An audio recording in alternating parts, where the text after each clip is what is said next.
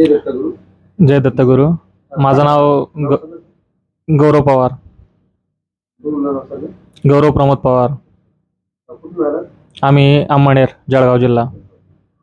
काय त्रास होता तुला? मला पायांना मुंग्या येत होता. मला 2-3 वर्षापासून चालायला खूप त्रास होत होता. बिना चपलांचं चालता येत नव्हतं. पाय असे भरलेले सारखे राहायचे आणि सूज असायचे पायात. तुम्हाला असं पाय वगैरे चढता येईल का? नाही, पायरी व्यवस्थित चढता येत नव्हतं. गुडघे दुखायचे, खाली बसून उठता येत नव्हतं, मांड्या वाढता येत नव्हत्या, बाईक वगैरे चालवता येत नव्हते मला. पायाला स्पर्श हा, स्पर्श केलेलं पण सहन नव्हतं. दुसऱ्यांना जरी अंगाला स्पर्श केला तरी सहन हा, सहन होत नव्हतं मला. हा, आता ही दुसरी सेटिंग, पहिली सेटिंग होऊन किती दिवस झाले साधारण? मला 13-14 दिवस झाले. किती फरक पडला त्याच्यामध्ये? मला जवळजवळ 30-40% फरक पडला पहिल्या ह्याच्यामध्ये. आता पण पाय मोकळे जाणवत आहे. त्याच्या दवाखान्यात काय केलं? दवाखाने मी भरपूर केले. धुळ्याला काय, जळगावला काय, अंमळनेरला काय, बरं ऑर्थो फिजिशियन वगैरे केले, पण मला तिथं काहीच फरक पडत नव्हता. तुमचं असं बिना चपलाचं घरामध्ये पण चालणं शक्य नव्हतं? नाही, तेव्हा घरामध्ये चालायचो, पण एवढा त्रास म्हणजे त्रास खूप होत होता मला.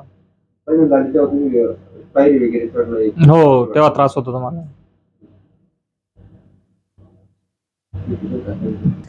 नाव सांगा काका तुमचं. माझं नाव गोपाल मुरलीधर पवार. मी पण अंमळनेर तालुक्यातलाच आहे. मी सेकंड वेळा तुमच्याकडे आलो. पहिल्याच टायमाला मला 50-60% रिलीफ मिळाला. याच्या आधी मला म्हणजे 8-9 वर्षापासून गुडघ्याचा त्रास होता. नंतर कमरेचा त्रास चालू झाला. पहिल्या टायमाला मी कमरेची सेटिंग केली, त्याच्यामध्ये मला 100% फरक पडला. आता गुडघ्याची सेटिंग केली.